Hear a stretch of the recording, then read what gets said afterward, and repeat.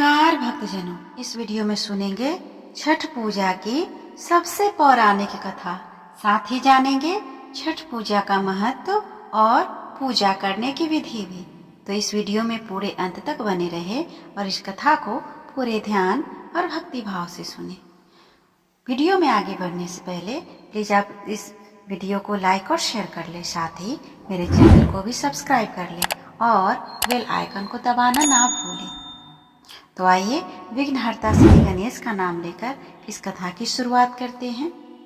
हिंदू पंचांग के अनुसार कार्तिक मास के शुक्ल पक्ष की चतुर्थी से सप्तमी तिथि तक छठ महाव्रत मनाया जाता है। इसमें भगवान सूर्य की पूजा होती है और व्रत खास तौर पर पुत्र प्राप्ति के लिए किया जाता है। छठ पर छठी मैया के जयकारे के साथ आराधना की जाती है। बिहार, झारखंड, उत्तर प्रदेश राज्यों में यह प्रमुख तौर पर मनाया जाता है। दिवाली के 6 दिन बाद छठ मनाया जाता है। छठ के महाव्रत को करना अत्यंत ही पुण्यदायक है। छठ व्रत सबसे महत्वपूर्ण रात्रि कार्तिक शुक्ल षष्ठी तिथि को होता है। सूर्योपासना का यह महापर्व 4 दिनों तक मनाया जाता है। छठ पर्व के लिए कई कथाएं प्रचलित है, किंतु पौराणिक शास्त्रों में इसे देवी द्रौपदी से जोड़कर देखा जाता है। ऐसी मान्यता है कि जब पांडव जुए में अपना सारा राजपाट हार गए, तब द्रौपदी ने छठ का व्रत रखा था।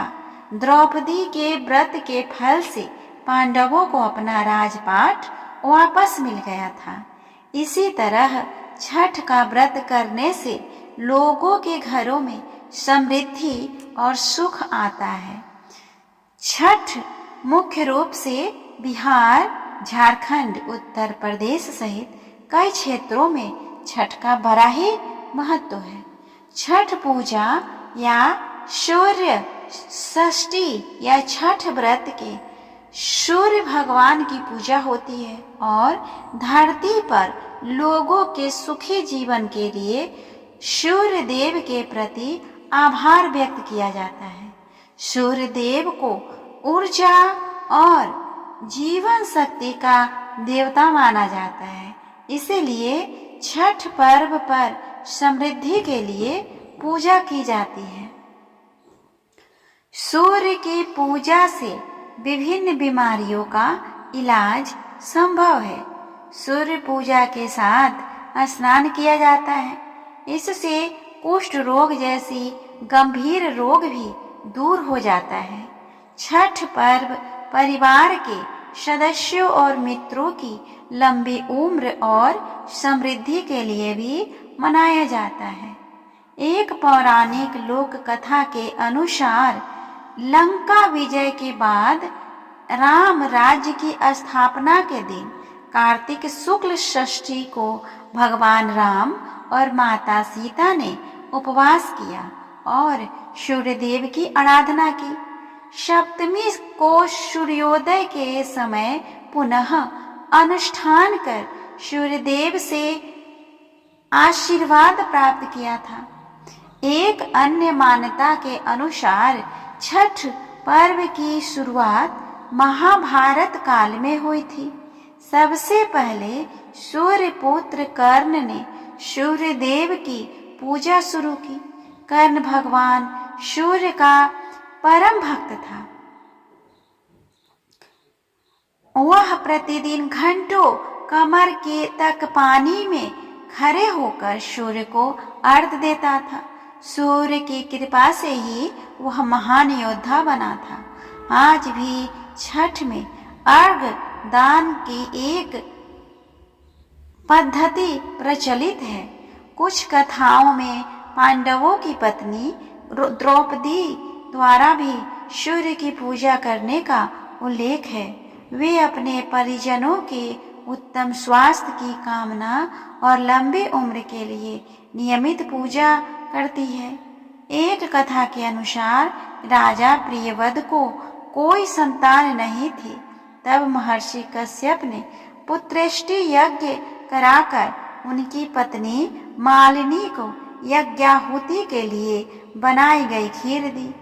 इसके प्रभाव से उन्हें पुत्र हुआ, परंतु वह मृत पैदा हुआ। प्रियव्रत पुत्र को लेकर शमशान गए और पुत्र वियोग में प्राण त्यागने लगे।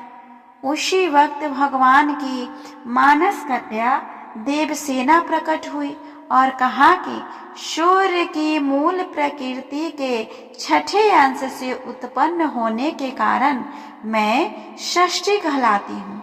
राजन, तुम मेरा पूजन करो और लोगों को भी करने के लिए प्रेरित करो।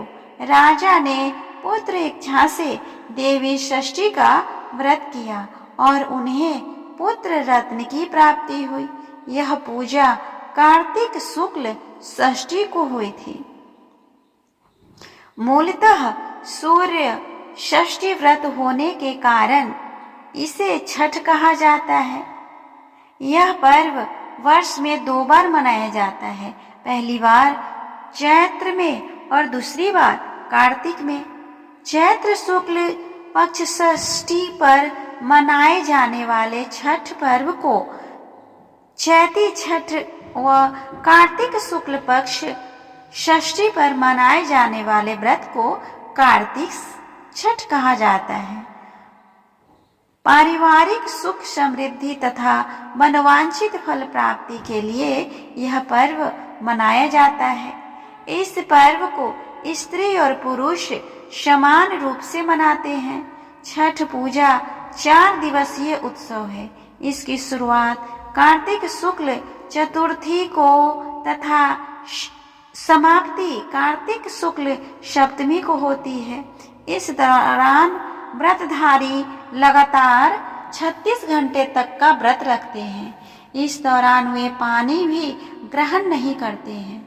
छठ पर्व में बांस के निर्मित सूप, टोकरी, मिट्टी के बर्तनों, गन्ने के रस, गुड़, चावल और गेहूं से निर्मित प्रसाद और सुमधुर लोक गीतों से युक्त होकर जीवन की भरपूर मिठास का प्रयास कराता है। यह मुख्य रूप से पूर्वी भारत में बिहार, झारखंड, पूर्व उत्तर प्रदेश और नेपाल के तराई क्षेत्रों में मनाया जाता है। षष्ठी को मनाया जाने वाला छठ पूजा सूर्य उपासना का अनुपम लोक पर्व है। आइए अब हम जानते हैं छठ पूजा की पूजा विधि।